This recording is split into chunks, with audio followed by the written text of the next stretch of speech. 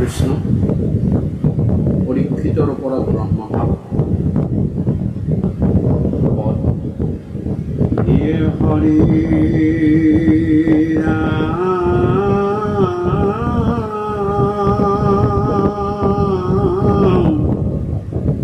ৰাম হৰি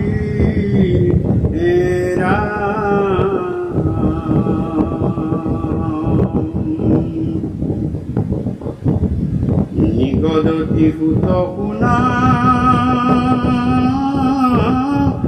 শোনক সম্প্ৰতি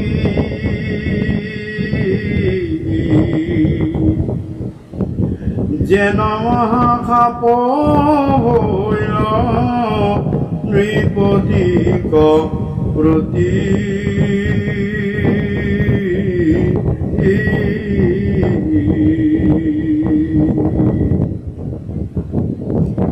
এই মতে আশা পৰীক্ষিত নিপবৰ মহাপৰিচ্ছেদ যেন দ্যুতি পুৰাণ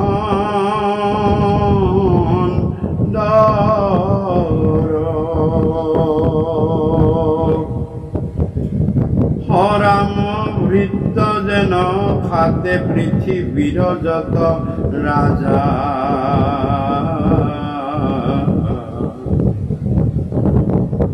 পুত্ৰতুই অধিক কৰি পালিলন্ত প্ৰজা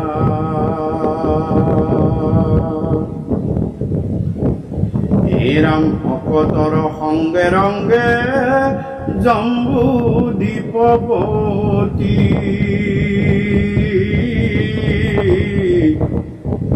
লগাই লালু কত মহা হৰিত ভপতি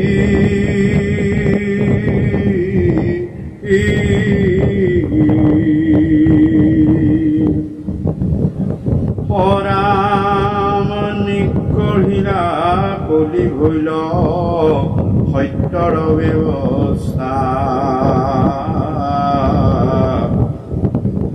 জগত ব্যাপিল নিক তীৰ যখ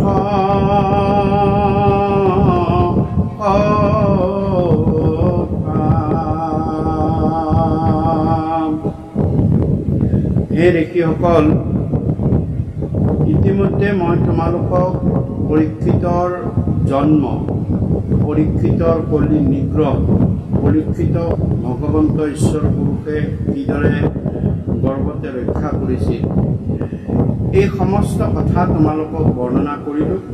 আৰু তোমালোকে সুধিছা যে হৰিত মহাভকত ৰজা পৰীক্ষিতৰ কিয় তেওঁ ব্ৰহ্মভাৱ পালে আৰু তৰুণ কালতে 45 বছৰ বয়সতে ৰজা পৰীক্ষিতক কিয় লক্ষকে দংশন কৰে। এই কথাখিনি তোমালোকে মোক ক'বলৈ দিছা। গতিকে মই তোমালোকক এই ৰজা পৰীক্ষিতে কি কাৰণেনো ব্ৰহ্মভাৱ পালে, কি ভুলৰ কাৰণেনো ব্ৰহ্মভাৱ পালে, এইখিনি কথা মই তোমালোকক বৰ্ণনা কৰিবলৈ কৈছোঁ। যে ৰজা পৰীক্ষিতে পৃথিৱী এই বিশেষকৈ জম্বুদ্বীপ খণ্ডত, সমস্ত ভাৰতবৰ্ষ খণ্ডত তেওঁ দ্যুতি পুৰন্দৰৰ দৰে ৰাজ্য শাসন কৰিব। দ্যুতি পুৰন্দৰ মানে দ্বিতীয়জন ইন্দ্ৰ। স্বৰ্গৰ যেনেকুৱা শাসন বা স্বৰ্গৰ যেনেকুৱা সুখ সমৃদ্ধি সৌন্দৰ্য, ঠিক একেদৰে ৰজা পৰীক্ষিতো যেতিয়া এই জম্বুদ্বীপৰ প্ৰতি হ'ল, তেতিয়া এই জম্বুদ্বীপখনো, এই ভাৰত খণ্ডখনো একেবাৰে দ্বিতীয়খন স্বৰ্গ হৈ পৰিল। প্ৰজাসকলেও ৰজাৰ পৰা পুত্ৰব্ৰত স্নেহ পালে। তেওঁলোকক ৰজাই সমুচিত ন্যায় দিয়ালে, সমুচিত ধৰ্ম দিয়ালে, সমুচিত কৰ্ম দিয়ালে, দি ৰাজ্যখনো অতি সুন্দৰভাৱে তেওঁ চলাবলৈ ধৰিলে। তেওঁ প্ৰজাসকলক হৰিৰ ভক্তিৰ প্ৰতি সন্মুখ কৰা, যে ভগৱান কৃষ্ণৰ প্ৰতি ভক্তি কৰিলেই তোমালোকে ৰাজধৰ্মও পালন হ'ব, সংসাৰ ধৰ্মও পালন হ'ব আৰু তোমালোকৰ স্বধৰ্মখিনিও পালন হ'ব। এই কথা যিমান পাৰি তেওঁ বুজালে আৰু গোটেই ৰাজ্যতেই তেওঁ সত্যৰ ব্যৱস্থা কৰিলে, যে সত্যতেই ধৰ্ম প্ৰতিষ্ঠিত হৈ আছে, গতিকে সমস্তখিনি সত্য আৰু সত্যৰ যেতিয়া আছে তাত ন্যায় আছে, আৰু ন্যায় থাকিলে তাত সেই সত্য আৰু ন্যায়ৰ প্ৰতি ৰীতি নীতিৰ সদাচাৰৰ প্ৰতি ভগৱন্তৰ সঁহাৰি আছে, আৰু সমস্তখিনিৰ লগতেই ধৰ্ম আছে। গতিকে ৰজাই এই ব্যৱস্থা তেওঁ গোটেই ৰাজ্যত কৰিলে। ৰজাৰ এনেকুৱা সুন্দৰ ৰাজ্য পৰিচালনা, তেওঁ গোটেই ৰাজ্যতে ধৰ্মৰ সুব্যৱস্থা, ন্যায় পালনৰ সুব্যৱস্থা, এই ব্যৱস্থাবিলাক চৌদিশে বিয়পি পৰিল, যে ৰজা পৰীক্ষিতৰ নিচিনা এনেকুৱা প্ৰজাবৎসল ৰজা, ন্যায় পৰায়ণ ৰজা আৰু শতকাই নোলাব। গতিকে এই জব তেওঁ চাৰিওফালে বিয়পি পৰিল। আৰু এদিন তেওঁ কি হ'ল, যে চিন্তা কৰিলে যে মই মোৰ ৰাজভঁৰালতনো কিমানখিনি বয় বস্তু আছে, সোণ গহনা কিমানখিনি আছে, তাৰ মই এবাৰ এটা জৰীপ বা মই এটা পৰিদৰ্শন কৰোঁ। এইবুলি তেওঁ মন্ত্ৰীক লগত লৈ ৰাজভঁৰাল চাবলৈ গ'ল। আৰু ৰাজভঁৰালত গৈ দেখিলে ৰাজভঁৰালৰটোৰ একেবাৰে চুকত এটি সুন্দৰ বাকচত, সোণ খচিত বাকচ এটাৰ ভিতৰত কিবা এটা আছে।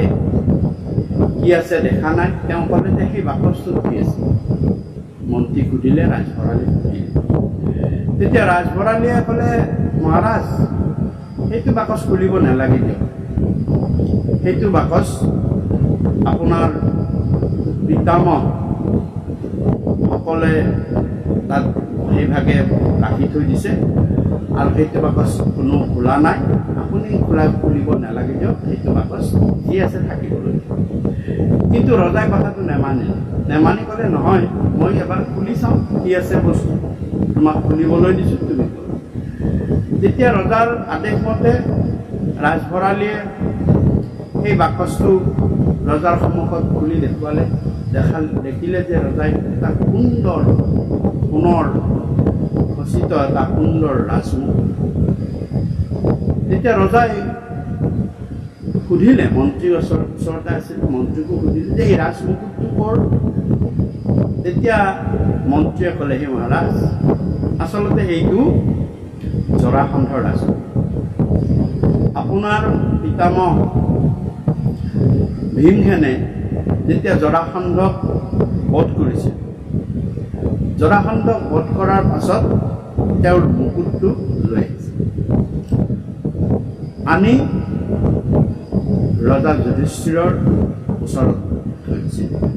কৈছিলে যে, হে মহাৰাজ, মই জৰাসন্ধক বধ কৰিলোঁ, আৰু এই জৰাসন্ধৰ মগধ নৃপতি জৰাসন্ধৰ ইয়াৰ ৰাজমুকুট, গতিকে আপোনাক এইটো মই চমজাই দিম। তেতিয়া যুধিষ্ঠিৰে কৈছিলে যে, হে ভীমসেন, আচলতে এইটো আমাৰ যোগ্য নহয়। আমি এইটো জৰাসন্ধৰ পুত্ৰক ৰাজ অভিষেক কৰি দি ৰজা পাতি এই মুকুটটো জৰাসন্ধৰ পুত্ৰক দি তেওঁ মগধৰ ৰাজভাৰ দিয়া হৈছিল। এনেকৈ যেতিয়া কৈছিলে, তেতিয়া ভীমে কথাটো নেমানিলে। ভীমে কথাটো সেইকাৰণে নেমানি তেওঁ ভাবিলে, নহয়, যিহেতু মই জৰাসন্ধক বধ কৰিছোঁ, গতিকে এই মুকুটটোৰ ওপৰত মোৰ অধিকাৰ আছে। গতিকে মই, যদিও ৰজাই কৈছে, যদিও দাদাই কৈছে, মই নেমানো।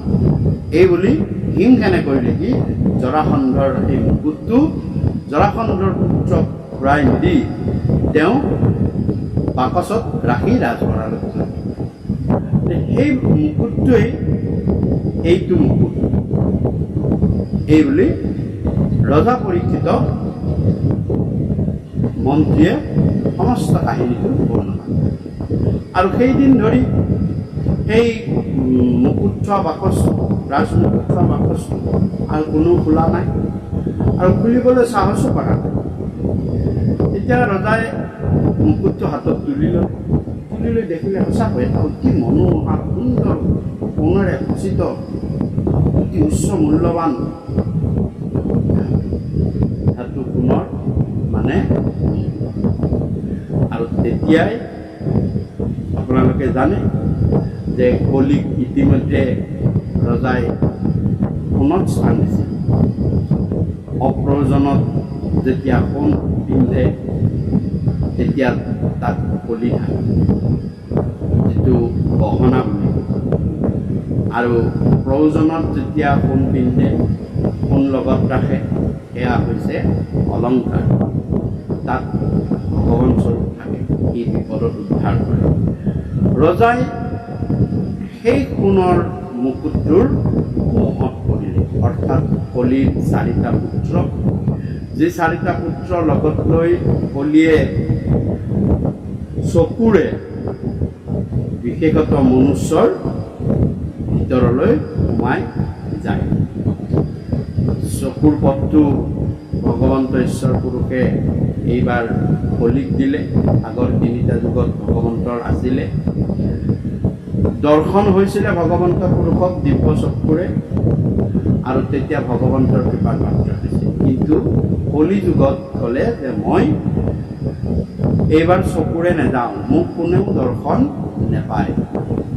এইবাৰ মই পথটো সলাই ল'লোঁ। ভগৱন্তই কলিক কৈছিল বোলে কোনফালে যাব? কৃপালু গুৰু মাধৱ মহাপুৰুষে কৈছে নামঘোষাত, আৰু ভগৱন্তই এইবাৰ কৰ্ণ পথেৰে মই মনুষ্যৰ ভিতৰলৈ সোমাইছোঁ। সেইকাৰণে মাধৱ মহাপুৰুষে নামঘোষাত দেখিছে কৰ্ণপথে ভকতৰ হিয়াত প্ৰৱেশী হৰি, দুৰ্বাসনা হৰে সমস্তয়, জলৰ যতে কমল যেহেন শৰত কালে, স্বভাৱতে নিৰ্মল ৰয়।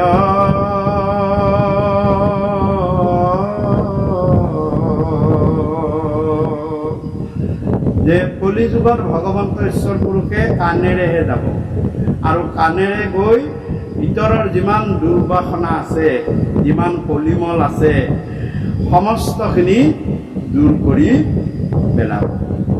আৰু কলি যুগতেই এই ৰজা পৰীক্ষিতে এই মুকুটটো হাতত লৈ যেতিয়া মোহত পৰিল, তেতিয়া কলিৰ 4টা পুত্ৰ, সেয়া হৈছে কাম, ক্ৰোধ, লোভ, মোহ। ইমান সোণ থকাৰ পিছতো সেই সোণৰ মুকুটটোৰ মোহত পৰিলে।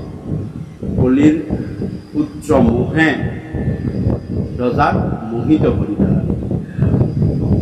তেতিয়াই মনত কুবাসনাৰ জন্ম হ'ল। ভগৱন্তৰ নামে দুৰ্বাসনা হৰে সমস্তই কুবাসনাৰ জন্ম দিয়ে, আৰু কলিয়ে সদায় দুৰ্বাসনা আৰু মনত একেবাৰে বেয়া ভাৱটো, মোহ ভাৱটো মোহান্ধ কৰি পেলালে, ওলাই দুৰ্বাসনাৰ সৃষ্টি কৰি। কি কৰিলে ৰজা পৰীক্ষিতে? বোলে নহয়, এইটো পিন্ধি মই কাইলৈ যিহেতু মৃগয়া কৰিবলৈ যাম, মই এই মুকুটটো পিন্ধি যাম। চাওক, অপ্ৰয়োজনত ৰজা পৰীক্ষিতে সোণ ব্যৱহাৰ কৰিবলৈ সাজু। অৰ্থাৎ কলিয়ে সেই সময়ৰ পৰা আৰম্ভ কৰিলে তেওঁৰ মাথাত উঠিব, আৰু মোহত পেলাই তেওঁ লাহে লাহে বন্দী কৰিলে। এই 4টা পুত্ৰ কাম, ক্ৰোধ, লোভ, মোহ। প্ৰথমতে কামনাৰ জন্ম হয়, যে কি চাওঁ, চাই লওঁ এবাৰ চকুৰে কি বস্তু আছে, সেয়া কামনা। তেওঁ কামনা কৰিলে, চাবলৈ কামনা কৰিলে, আৰু চোৱাৰ লগে লগে তেওঁ তাৰপিছত দেখিলে এইটো বৰ ধুনীয়া মুকুট, গতিকে তেওঁৰ এইবাৰ লোভ লাগিলে, যে ইয়াক লোভত পেলালে। লোভত পেলাই 3 নম্বৰ বাৰ মোহত পেলালে। অৰ্থাৎ এইবাৰ ক'লে নহয়, এইটো মই পিন্ধি কাইলৈ মৃগয়ালৈ যাম, সেইটো মোক কৰিলে, অৰ্থাৎ মোৰ বুলি তেওঁ হত হ'ল। এইটো মোৰ বস্তু, মোৰ ৰাজভঁৰালত আছে, গতিকে মই ইয়াক পিন্ধিম আৰু মই অপ্ৰয়োজনত হ'লেও মৃগয়া কৰিবলৈ গ'লেও মই ৰাজমুকুটটি পিন্ধিম।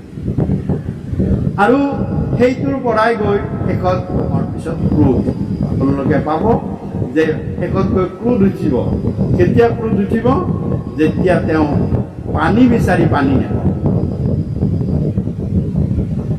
ধ্যানমগ্ন ঋষিজন, ধ্যানমগ্ন শ্ৰমিক ঋষিক যেতিয়া পানী বিচাৰিব আৰু ঋষিয়ে যেতিয়া পানী নিদিব, তেতিয়া তেওঁৰ খং উঠি যাব আৰু খং উঠিয়েই সেই মৰা সাপডাল যাব। কামৰ পিছত লোভ, লোভৰ পিছত মোহ আৰু মোহৰ পিছত ক্ৰোধ। যে এই চাৰিটা পুত্ৰ চকুৰ লগত ৰিলেটেড আৰু কলিয়ে চকুৰে